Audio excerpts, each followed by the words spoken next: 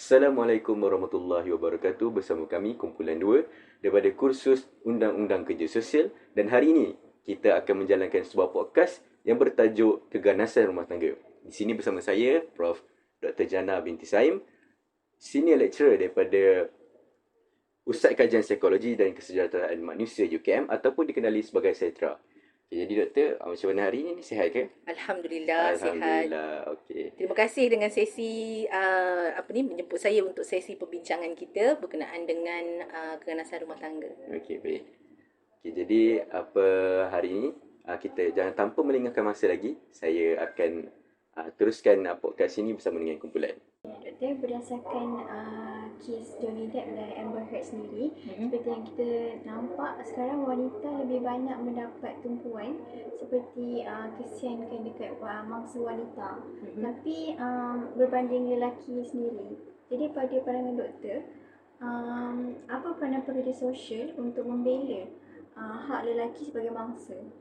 Okey, contohnya sebenarnya kalau dalam kes-kes yang keganasan rumah tangga ni, the first yang sebenarnya pasangan ataupun lelaki ataupun perempuan kena faham bahawa a big no untuk physical violence ataupun apa-apa jua bentuk penderaan ni lah. Okey, kalau kita balik semula kepada domestic violence tu, ada banyak-banyak kriteria kan, ada emotional apa semua. So sebenarnya bagi kedua-dua gender ataupun bagi kedua-dua jantina, memang a big no sepatutnya. Okey, cumanya dalam kes Johnny Depp dengan ex-wife dia tu, sebab orang nampak lebih jadi macam perhatian kepada Johnny Depp tu disebabkan dia tu adalah selebriti kan. Okey, orang nampak yang ex-wife dia tu Amber tu memang ada buat keganasan kepada Johnny Depp kan. Tapi sebenarnya dalam waktu yang sama, apa sebenarnya Johnny Depp tu dah buat juga kan, sebab kebiasaannya kes-kes keganasan rumah tangga ni, kenapa orang biasanya mangsa perempuan ataupun mangsa yang isteri ni tadi mendapat lebih perhatian, sebab lebih ramai mangsa keganasan rumah tangga adalah dalam kalangan wanita berbanding dengan lelaki. Okey, cumanya yes, memang ada kes-kes tertentu ataupun kes-kes yang terpencil yang lelaki menjadi mangsa dalam keganasan rumah tangga. Okey, so kalau kita as a social worker ni, macam saya katakan awal-awal tadi, sama ada lelaki mengasari perempuan ataupun perempuan mengasari lelaki, dua-dua tu a big no. Okey, katakan tidak pada physical violence. Saya macam tu lah kan. Okey, so dalam apa jua keadaan, a big no. Walaupun contohnya ada misunderstanding ke, kalau orang biasa kata memang tengah marah lah, sebab itulah kena lembang. Kalau tiba-tiba main-main, takkanlah nak lembang kan. So memang kena ada prinsip bahawa a big no untuk ada physical violence ni ataupun berkaitan dengan domestic violence. Contoh, kalau macam orang Islam kan, a big no makan babi. Betul tak? Kan? Jadinya dalam apa-apa keadaan pun, kebuluran pun seboleh mungkin tak akan sentuh. Betul? So sepatutnya macam tu jugalah berkaitan dengan keganasan ni. Kena setkan dalam mindset setiap daripada kita bahawa a big no. Tak boleh, walau marah macam mana pun, sama ada domestic violence sebenarnya bukan berlaku hanya pada kanak-kanak je. Domestic violence tu juga boleh berlaku pada isteri, suami ataupun isteri je. Tapi domestic violence juga boleh berlaku kepada anak-anak ataupun orang yang tinggal dalam rumah. Contohnya pembantu rumah. Pun itu juga boleh berlaku sebenarnya. Which is dekat Malaysia ni kita tak pernah ambil tahu kan. Kalau ada pembantu rumah yang kena keganasan rumah tangga kan. Kita cuma fokus kepada suami isteri. Sedangkan kebiasaannya, kalaulah ada berlakunya domestic violence dalam pasangan suami isteri tu, kemungkinan besar anak ataupun siapa-siapa yang terlibat dalam rumah tu, mesti mereka ni ada terlibat juga. Cuma orang sama ada dia expose ke tidak, dia tengok ke tidak. Contoh, kalau dapat kes berkenaan dengan domestic violence, orang cuma settlekan berkenaan suami dengan isteri. Anak-anak tu ada pernah kena tak? Kebiasaannya memang pernah. Kebiasaannya anak-anak tu memang akan, sama ada dia memang anak-anak tu memang pernah dipukul secara fizikal, ataupun anak tu punya mindset, maknanya kita nampak lebih kepada penderaan secara emosi, dia menerima bahawa yes, contohnya kalau suami boleh pukul isteri, contohnya macam itulah. Okay, so dia ada sampai ke peringkat yang macam tu. So sepatutnya by right, bila kita as a social worker, bila kita mengendalikan kes berkenaan dengan domestic violence ni, kena tengok siapa lagi yang potentially jadi mangsa dalam rumah itu. Bukan sekadar suami isteri lepas tu habis. Okay, so cuma mungkin dalam kes Johnny Depp dengan Amber tu sebab dia tak ada anak kan. Okay, so mungkin yang investigation tu habis dekat situ je lah. Okay, tapi kalau macam kalau mereka tu ada anak, so kemungkinan besar sepatutnya anak tu pun kena diakses juga. Okay, macam tadi kalau berkaitan dengan yang lelaki tadi, so pada saya sebenarnya sama ada lelaki ataupun perempuan, a big no. Letakkan prinsip bahawa marah macam mana pun kan, pukullah dinding ke, pukullah kerusi ke apa ke, yang pentingnya jangan pukul yang orang yang kita marah tu. Sebab kita ni as a manusia biasa, okay, bila kita marah, sebab itu kalau dalam Islam selalu dinyatakan bahawa kalau kita marah tu, kalau kita tengah berdiri kita kena duduk. Betul kan? So dia maksudnya sebab kita kena kontrol marah kita. Sebab selagi kita tak kontrol, kalau kita mulakan, okay, contoh kita marah dengan siapalah, so kita start violence, dia tak jadi sekali tau. Kalau lempang tu dia tak cukup lempang sekali terus niap, tak, dia akan jadi lempang berkali-kali. Kalau contohnya dia nak tendang pun kan, ada dia tendang sekali lepas tu dia ni? Tak, dia akan tendang berkali-kali. Okey, jadi jangan mulakan. Yang mula-mula tu jangan mulakan. Sebab kalau dah mulakan, dia akan berterusan dan susah nak berhenti sebab dia jadi habit. Dah terbiasa. Ya, dah terbiasa. Itu sebabnya macam saya katakan tadi, kena letakkan mindset a big no.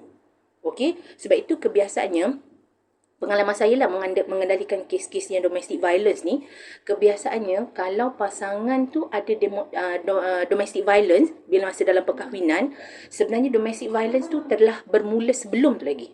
Okey, maksudnya masa bercinta tu dia dah ada hint dah. Dia dah ada hint, tapi masa tu mungkin lempang sekali je. Lepas tu mungkin setahun lepas tu boleh lempang. Contohnya lah kan. Tapi sebab masa tu tak duduk bersama. Kan baru bercinta, tak duduk sama. Masa ni dah duduk kat rumah, macam-macam isu dia. Kan. Kalau dulu masa bercinta pun dah kena lempang sekali, ada kemungkinan lah tu. Tapi kan doktor, kalau benda ni boleh relate tak dengan sifat individu tu sendiri. Contoh dia sebabkan panas baran, dia tak boleh kontrol.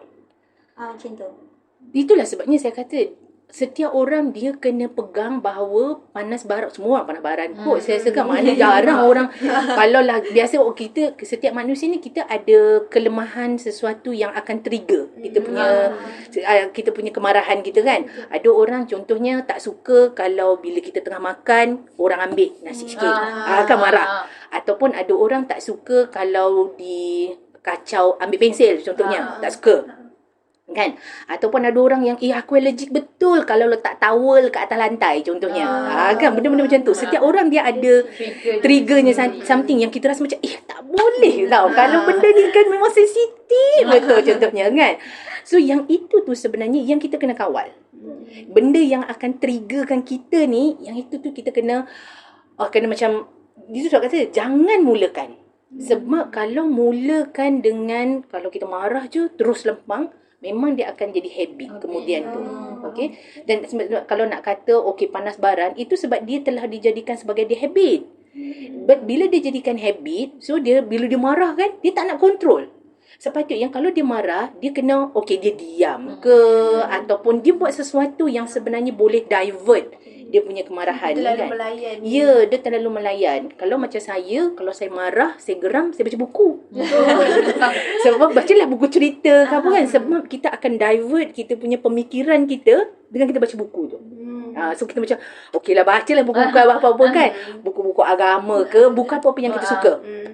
Okay, so dia memang akan divert kita punya attention supaya kita tak marah, supaya kita punya pemikiran kita tu sabar. Sebab bila kita marah ni memang kita susah nak kontrol kemarahan kita, kecuali kita memang kena alihkan perhatian. Kalau tidak, kalau kita nak kata pandai barang tu, saya kata pandai barang semua orang sebenarnya. Ramai je orang yang sebenarnya pandai barang. Kalau kita tak kontrol marah kita kan. Kalau kita tak kontrol, kita buat memang kau ikut hati macam-macam nak letak ni kan. Cuma kita sabar. Kan. Lagi? Jadi Ada. kalau dari segi peranan social worker, kalau contoh dari sifat tu, social worker akan bantu dia cari cara untuk dia kawal Ya, cara apa sebenarnya yang boleh mengawal kemarahan dia? Apa sebenarnya yang boleh divert attention dia? Instead of bila dia marah, dia lepaskan dengan fizikal macam tu kan. Dia kena belajar bahawa bila kita marah ni macam mana cara nak menyalurkan kemarahan kita ni kan. Kita geram ni. Ya Allah, panasnya hati ni kan. So macam mana kita nak releasekan kita punya kemarahan tu?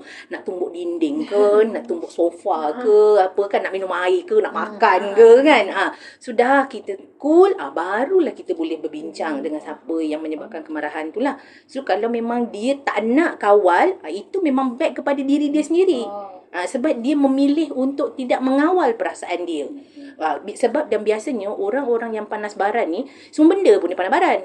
Kan? Lambat sikit panas baran, makan tak sedap panas baran. Semua benda lah dia baran. Kan? Tak ada benda yang dia tak baran pun. Dia semua benda sebab dia memilih untuk tidak mengawal kemarahan dia. Orang kalau dia memilih untuk tak nak mengawal kemarahan, itu susah. Tapi kalau contohnya, kalau klien yang dah berjumpa dengan kita, maksudnya dia nak cuba. Maksudnya dia dah ada kesedaran bahawa yes, aku ni pemarah, macam mana nak kawal ni kan. So dia nak kawal apa benda yang sensitif ni. Dan kebiasaannya, kalau pasangan suami isteri ni, biasanya apa yang suami ataupun isteri tu allergic, itulah yang you all akan dapat pasangan tu kan. Contoh tadi kan, yang pasal towel tu kan. Okey, kalau suami ataupun isteri tu allergic sangat, memang sensitif sangat kan. Biasanya kalau kita kata kalau benci sangat, nanti jodoh kan. So benda yang paling benci itulah dapat. Sebab itu ujian kita kan, masing-masing kan, kita memang dah tahu dah, memang Allah Ta'ala dah nyatakan bahawa memang ada ujian orang tu beza-beza kan. Mana yang tak suka sangat tu, contohlah awak paling tak suka orang ambil makanan tadi. Kan? Nanti akan dapat pasangan, itulah yang setiap kali itulah jadi akan trigger. Boleh tak kau jangan ambil? Macam tu lah kan.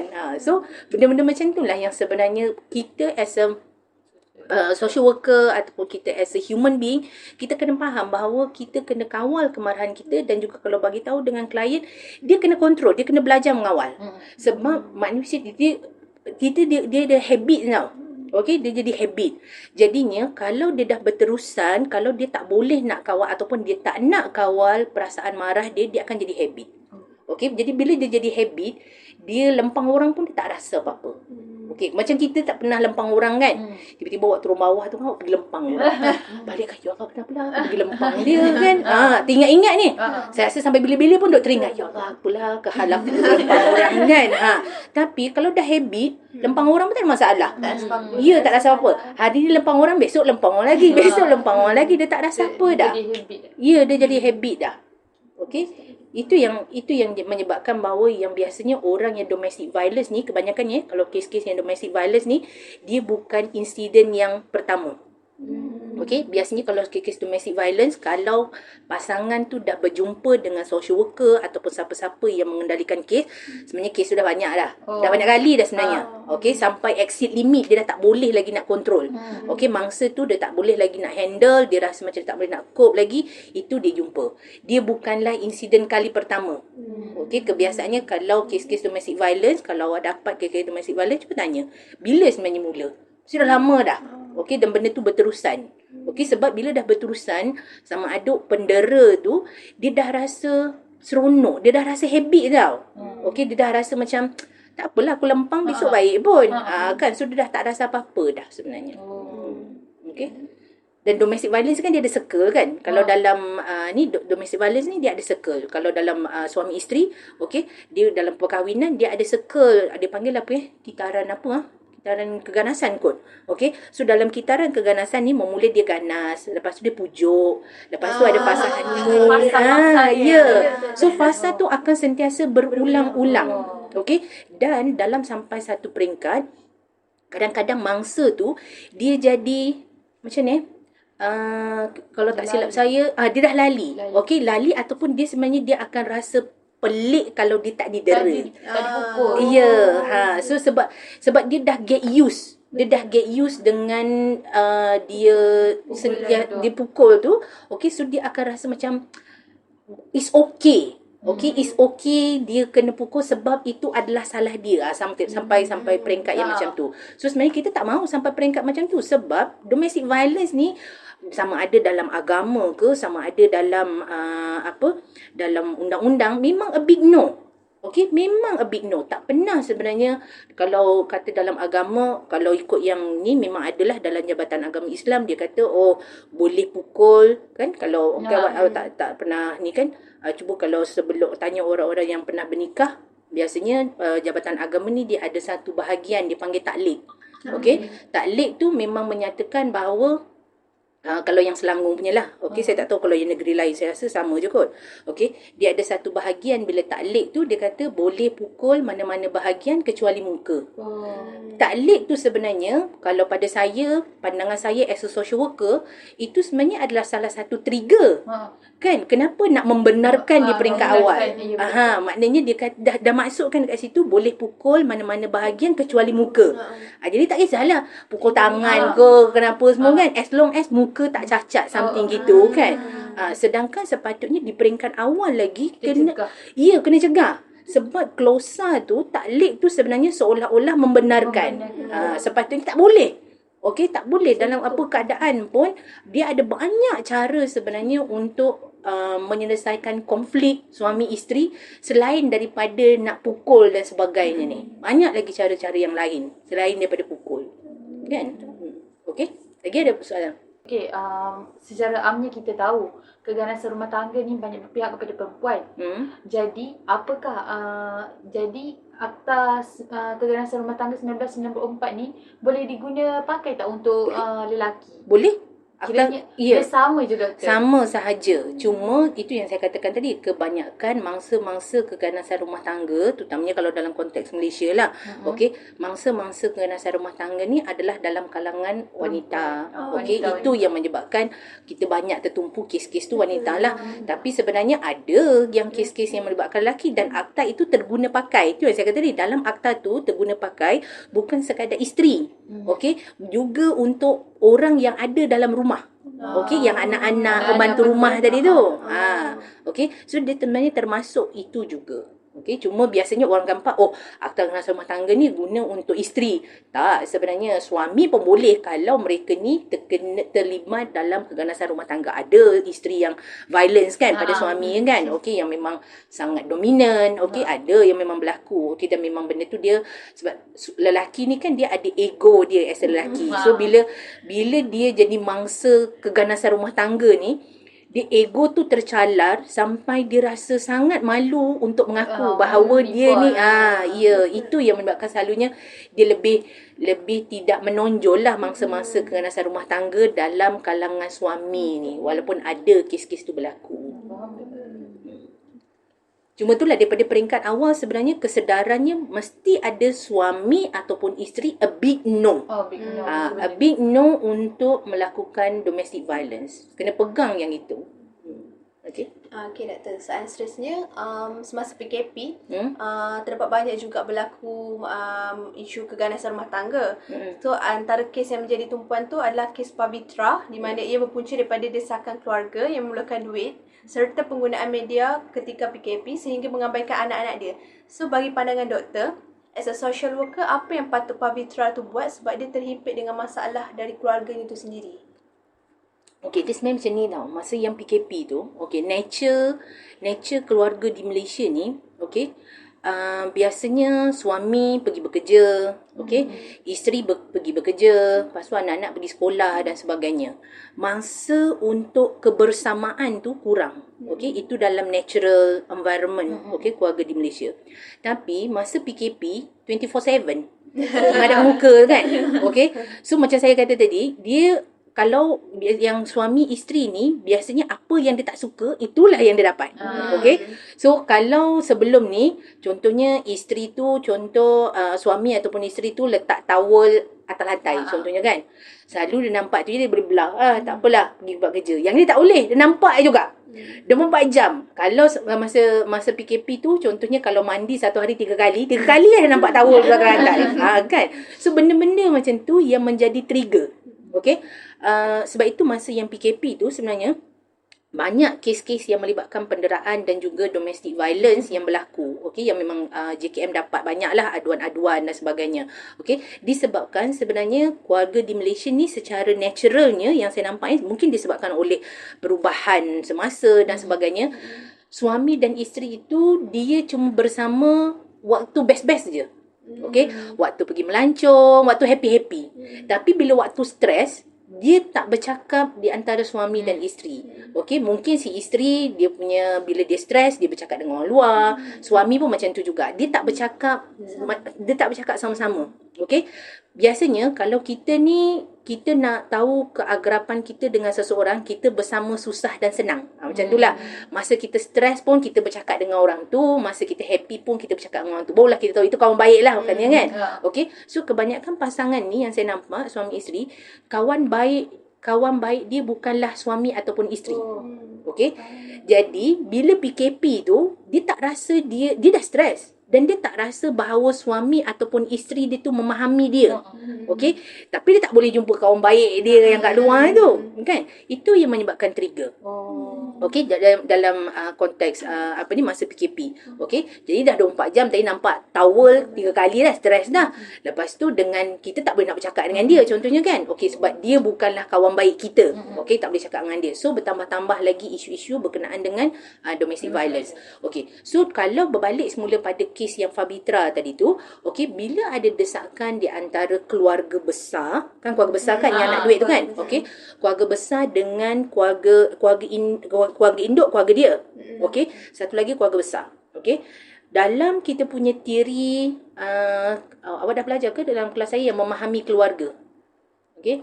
Okey, dia ada keluarga asal, lepas tu peringkat-peringkat keluarga. Kan? Okey. So bila seseorang tu dia dah sampai dia pergi ke keluarga baru, membentuk keluarga induk yang baru, dia kena tahu apa prioriti dia. Okey. Contoh, saya ada parent saya dan saya telah membentuk keluarga baru, saya kena tahu prioriti saya dekat mana.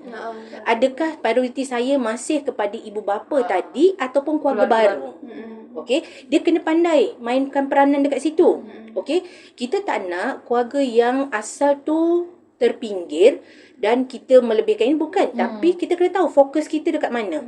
Okey, sebab sekarang bila kita telah membentuk keluarga yang baru, ada anak-anak, itu adalah fokus utama. Itu prioriti. Okey, kalau dalam kes Fabitra, dia kata daripada keluarga yang keluarga besar, mungkin dia ada desakan kewangan, dia kena tengok adakah keperluan keluarga yang dibentuk yang keluarga dia tu cukup ke tidak. Barulah dia boleh penuhkan yang sana. Sebab prioriti dia sekarang adalah keluarga dia tu, anak-anak dia. Okey, kena faham yang itu. Sebab kebanyakan orang kadang-kadang dia terconfuse. Sebab of course kita ada parents dan sebagainya kan. Okey, kita ada sentimental value. Aku dah membesar dan sebagainya. Tapi bila kita dah mula membentuk satu keluarga yang lain, kita ada anak-anak, kena faham bahawa anak-anak dan keluarga yang kita bentuk ni, prioriti kita sekarang. Kita adalah peneraju kepada keluarga yang ini. So, kena keutamaan kita yang itu dulu, keluarga yang dekat ni dulu, barulah kepada keluarga yang besar ni tadi. Okey?